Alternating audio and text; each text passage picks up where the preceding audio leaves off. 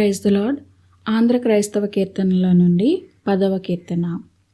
ఎంత ప్రేమ ఎంత ప్రేమ ఎంత ప్రేమయా, దేవుడెంత గొప్ప ప్రేమై వెలుంగుచుండునే.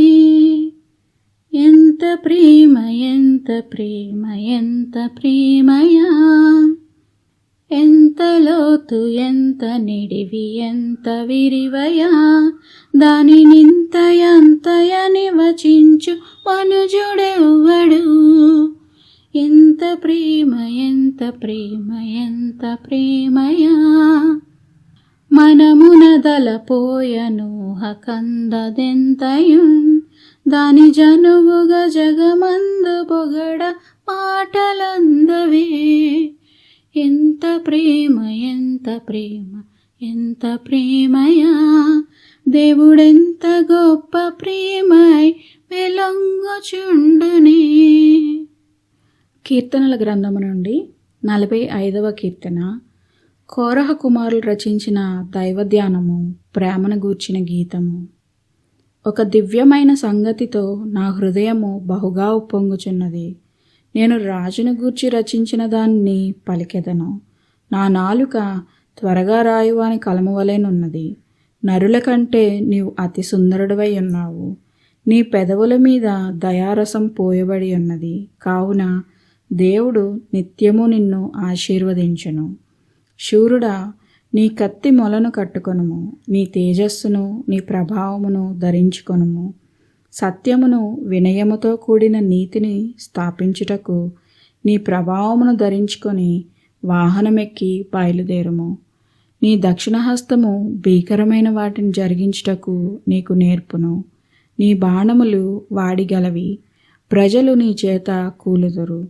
నీ బాణములు రాజు శత్రువుల గుండెలో చొచ్చును. దేవా, నీ సింహాసనము నిరంతరము నిల్చును.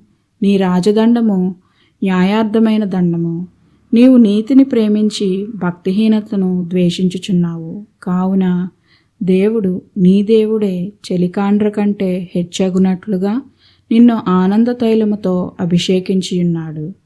నీ వస్త్రములెల్లా గోపరస వాసనే, అగరు వాసనే, లవంగి పట్ట వాసనే. దంతముతో కట్టిన నగరులలో తంతివాద్యములు నిన్ను సంతోషపెట్టుచున్నవి. నీ దయనొందిన స్త్రీలలో రాజుల కుమార్తెలున్నారు. రాణి ఓఫీరు అపరంజితో అలంకరించుకొని నీ కుడిపార్శ్వమున నిల్చుచున్నది. కుమారి, ఆలకించుము, ఆలోచించి చెవియొగ్గుము. నీ స్వజనమును నీ తండ్రి ఇంటిని మరువుము. ఈ రాజు నీ ప్రభువు, అతడు నీ సౌందర్యమును కోరినవాడు. అతనికి నమస్కరించుము. తూరు కుమార్తె నైవేద్యం తీసుకొని వచ్చును. జనులలో ఐశ్వర్యవంతులు నీ దయను వెదకుదురు. అంతఃపురములో నుండు రాజకుమార్తె కేవలము మహిమగలది. ఆమె వస్త్రము బంగారు బుటాపని చేసినది. విచిత్రమైన పనిగల వస్త్రములను ధరించుకొని రాజునొద్దకు ఆమె తీసుకొని రాబడుచున్నది. ఆమెను వెంబడించు ఆమె చెలికత్తెలైన కన్యకలు నీ యొద్దకు తీసుకొని రాబడుచున్నారు.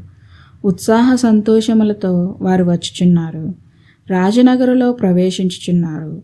నీ పితరులకు ప్రతిగా నీకు కుమారులందరూ.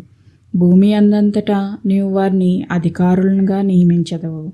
తరములన్నిటను నీ నామము జ్ఞాపకముండునట్లు నేను చేయుదును. కావున జనములు సర్వకాలము నీకు కృతజ్ఞతాస్తుతులు చెల్లించెదరు. ఆమెన్.